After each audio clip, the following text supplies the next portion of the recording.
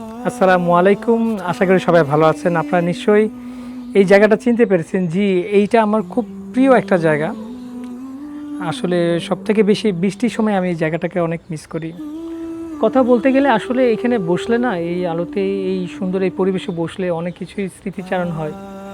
তো এত কিছু দূরে যাব না। যদি বলি এখানে এই ফার্মটার শুরুর কথাটা যদি আমি ধরি, যখন আসলে চিন্তা করলাম এই জায়গাটা, মানে একটা জায়গা চুজ করলাম, জায়গাটা নিলাম কীভাবে, কিছুটা হয়তো আগে বলেছি যে মানে এই খাঁচাগুলা বানানোর পিছনে যে যুদ্ধটা বা সেই সময়টা, সেই পরিশ্রমটার কথা হয়তো কিছুটা আমি আগে বলেছিলাম। তো এইটা যখন হয়ে যাওয়ার পরে যখন আসলে সেই কাঙ্ক্ষিত ক্ষণটা চলে আসে যে এখন আমাদের পাখি তোলা উচিত বা পাখি তুলতে হবে, সব কিছু অলমোস্ট প্রিপেয়ার্ড মানে পাখির জন্য। তো সেই সময়ের কিছু কথা আপনাদেরকে বলি। তো শুরুটা যখন হয়েছিল, খাঁচাগুলো বানালাম, তো তখন আসলে এই খাঁচা বা এই বড় একটা সেটআপের তো একটা চ্যালেঞ্জ ছিল, সাথে ভয়টাও ছিল। আসলে ভয়টা ছিল যে এইখানে পাখিগুলা কিভাবে আমি সারভাইভ করাবো, কী পাখি আমি চুজ করব। আগে তো ছোটোবেলায় ছোট ছোট পাখি পালতাম, ছোট জায়গায় ধরেন আমাদের সময় তো আসলে বাজরিগা পাখি ছিল, এগুলো ছিল, কিন্তু আমরা চিন্তাম ওগুলোকে লাভবার্ড হিসাবে। তো ওই সময়ের কথা, তখন তো আসলে এত ভ্যারাইটিস পাখি আসলে বাংলাদেশে হয়তো ছিল, বা আমার বাউন্ডারির মধ্যে ছিল না, বা আমার রেঞ্জের মধ্যে ছিল না, বা আমার ওরকম দেখা হয়নি। আমরা ছোট ছোট পাখি দেখতাম, ছোট ছোট ম্যাক্সিমাম সব জায়গায় যারা যারা পালতো বা আমরা পালতাম, লাভবার্ডই পালতাম। এরপরে ধরেন টিয়া পাখি দেখতাম, ময়না পাখি দেখতাম। তখন এভাবে এত স্ট্রং ছিল না যে টিয়া পাখি ময়না পাখি পালা যাবে না। হ্যাঁ, তারপরে এরপরে আরেকটু যখন হলো, মানে বড় বা আরেক সময় যাওয়ার পরে হয়তো কিছু কালারফুল বার্ড, লরি বা এই ধরনের কিছু। আসলে পাখির জগৎটা তো আসলে বিশাল বড়, অনেক কিছু। কিন্তু এখন আমি কি পাখি চুজ করব, সেটা নিয়ে আসলে একটা খুব চিন্তিত ছিলাম। তো মিরপুর হাটে গেলাম, স্বাভাবিক সব জায়গায় যেখানে একটা মানে আইডিয়া পাওয়ার জন্য বা পাখিগুলো কেনার জন্য কি পাখি নেওয়া যায়। তো একদিন গেলাম। তো যাওয়ার পরে অ্যাজ ইউজুয়াল যেটা হয় আর কি, লাভবার্ড পছন্দ করলাম, লাভবার্ড নিলাম কিছু 10 জোড়া নাকি 20 জোড়া, 20 জোড়ার মতো আমি নিয়েছিলাম লাভবার্ড প্রথমে। বাজরিগিয়ার নিলাম 20 জোড়া, দুটো খাঁচা রেডি করে রেখেছিলাম। তো সাথে দেখলাম মানে একটা পাখি আমার খুব ভালো লাগলো এবং খুব চটপটে দেখলাম, খুব সুন্দর। সেটা হচ্ছে কুনুর, মানে ওইটা ছিল আপনার একজোড়া পাইনঅ্যাপেল কুনুর। তো আমি কথা বললাম, দেখলাম, তো ওরা বললো যে আপনারা যদি ফার্ম শুরু করতে চান, this is the best choice, because এইটা নাকি খুব হার্ডি পাখি, সুন্দর পাখি। আমার আসলে একটু আইডিয়া ছিল না আসলে সানকুনুর বা এই যে কুনুরের ব্যাপারে, সানচিক, এই গ্রিন কুনুর আর এই পাইনঅ্যাপেল কুনুরের ব্যাপারে। তো আমি দেখলাম যে পাখিগুলো খুব ছটপটে, সুন্দর, চঞ্চল। তা আমি বেশ নিয়ে নিলাম।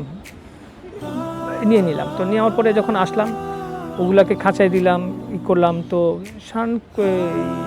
পাইনঅ্যাপেল কুনুরগুলো, ওদের বিহেভিয়ারগুলো যখন আসলাম, তখন তো আমি আসলে অন্য সব কাজ বন্ধ করে দিয়েছিলাম অলমোস্ট। যখন আমি শুরু করেছিলাম টেনশনের প্রেশারে, ভয়ে, চ্যালেঞ্জটা নেওয়ার জন্য আমি অনেক কাজ, আমি বিশেষ করে আমার যেগুলো অনেক এমার্জেন্সি ইম্পর্টেন্ট কাজও আমি বন্ধ করে দিয়েছিলাম।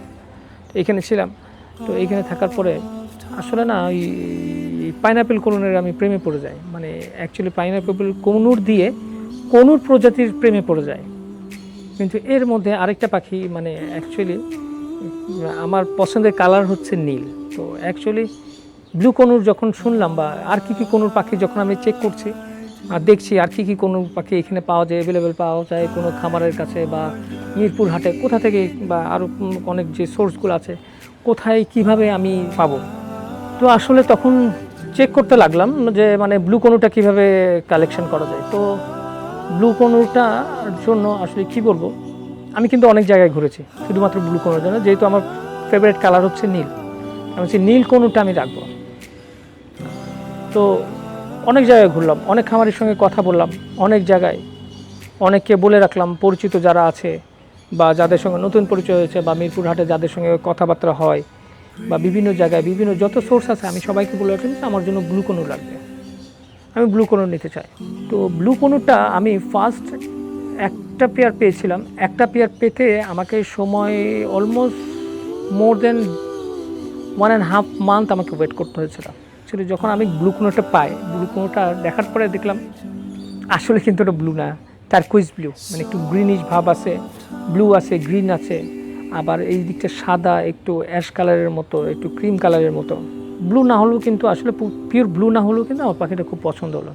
এরপরে আরও নিতে নিতে আমার প্রায় 3 মাসের মতো লাগছে, আরও দুইটা, তিনটা, চারটা, আরও 5 জোড়া নিতে, টোটাল 6 জোড়া আছে আলহামদুলিল্লাহ, মাশাআল্লাহ।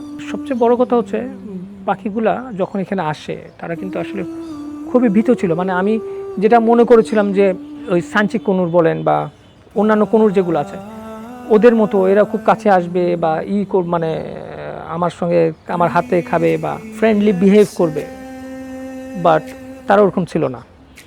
তো আমি খুব একটু মানে একটু আশাহত হলাম যে আমি চাইছিলাম যে এই যে ব্লু পাখিগুলো আমার হাতে এসে খাবে বা আমার সঙ্গে সময় কাটাবে, করবে। তো দেখলাম না যে না, ওরা খুব ভীত, ছটফট করছে, এদিক ওদিক ঘুরছে, আমি দেখলে পালাই।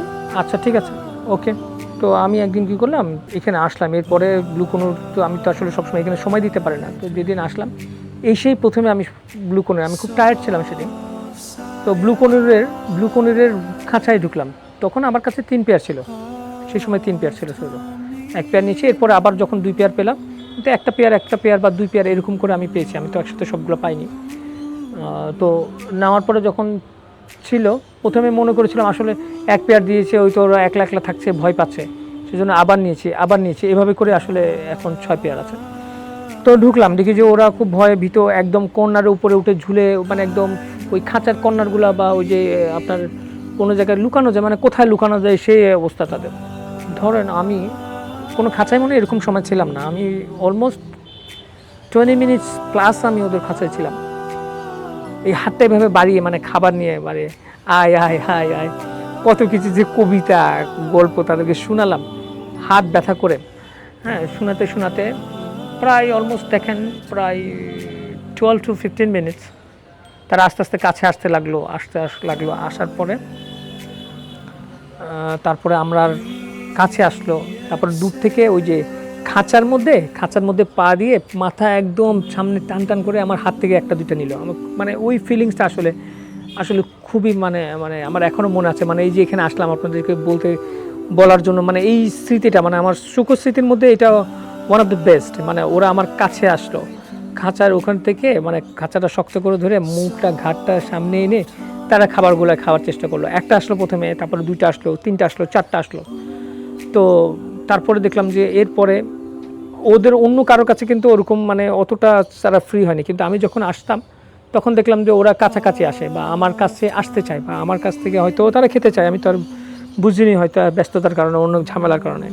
হ্যাঁ, এরপর হয়তো 1-2 বার আমি গেছি, কিন্তু ওরকম আসলে ব্রড টাইম নিয়ে আমি আসলে ওদেরকে সময় দিতে পারিনি, আমার ব্যর্থতা আসলে। এবং সবথেকে বড় কথা হচ্ছে আমার কোনুর পাখি যেগুলো আছে, আমার এখানে প্রায় 7-8 স্পাইসিসের কোনুর আছে।